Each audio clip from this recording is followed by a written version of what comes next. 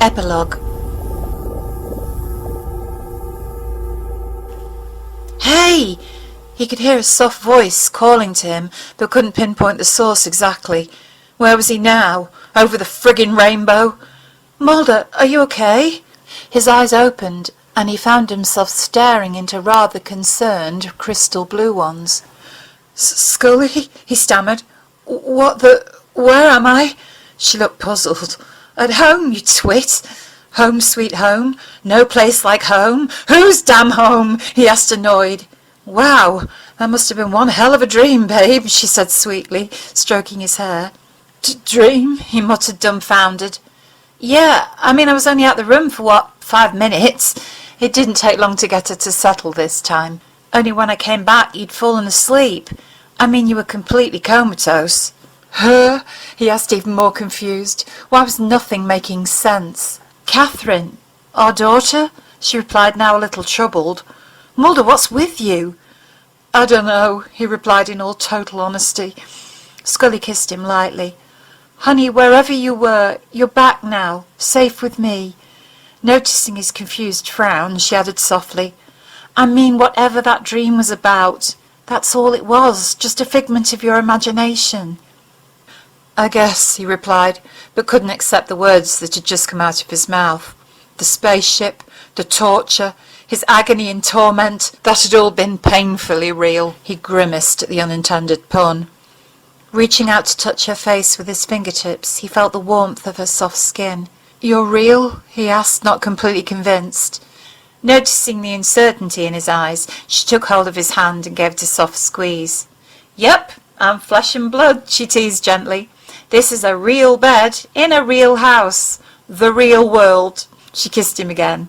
And I'm now going downstairs to make us some real breakfast before Catherine needs my attention again. As he watched her leave, she seemed so full of life, and for one moment he allowed himself a slight smile. Without any warning, the nightmare visions on the spacecraft returned, only as he began to piece together what the bounty hunter had told him, strangely enough, everything now seemed to be falling into place. He was even starting to understand the reason why everything had happened. The cloning process. Success. He'd soon be returned to his life. The vessel exists outside time and space. Exists as one moment.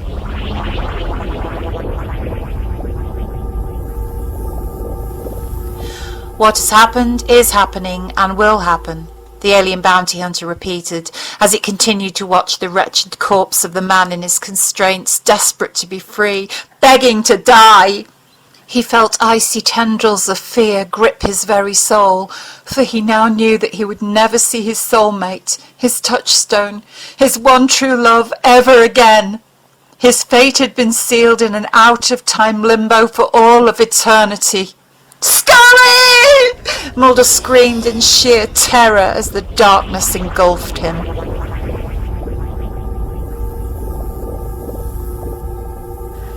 You want your eggs sunny side up? A female voice wafted up the stairs. On attempting to grasp the situation he was in, Mulder's eyes widened and his mouth dropped open with an astonished little, "Oh."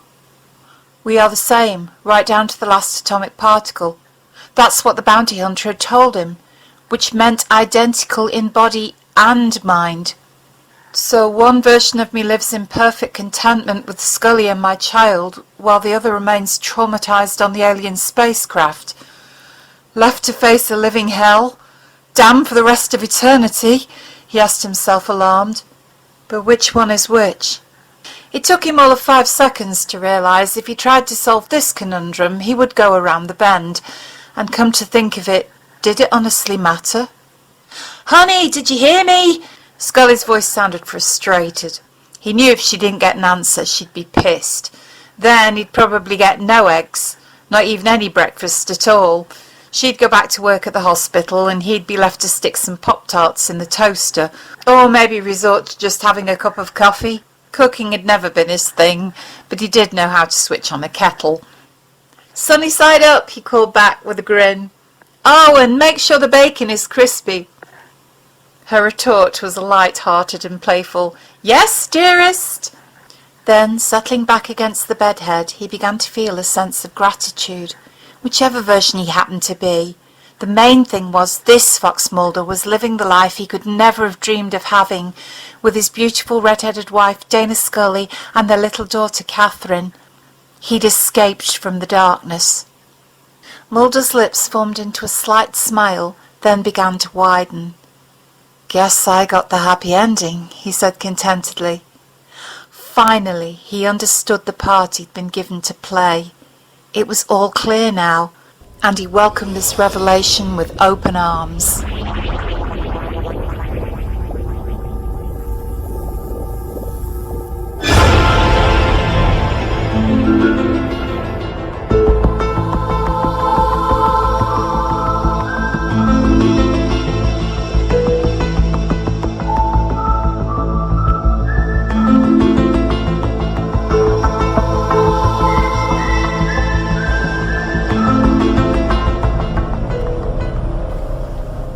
An afterthought.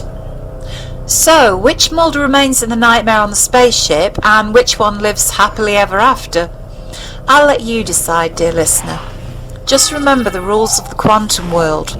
Everything is a probability until it is observed and brought into our reality. Therefore, the conclusion is whatever you perceive as reality. A quote from physicist Brian Greene. In some, the parallel universes are separated from us by enormous stretches of space or time. In others, they're hovering millimeters away. In others still, the very notion of their location proves parochial, devoid of meaning. A similar range of possibilities manifest in the laws governing the parallel universes. In some, the laws are the same as in ours. In others, they appear different but have shared a heritage. In others still, the laws are of a form and structure unlike anything we've ever encountered. It's at once humbling and stirring to imagine just how expansive reality may be. I hope you enjoyed my X-Files story, Apokalypsis. Thank you for listening.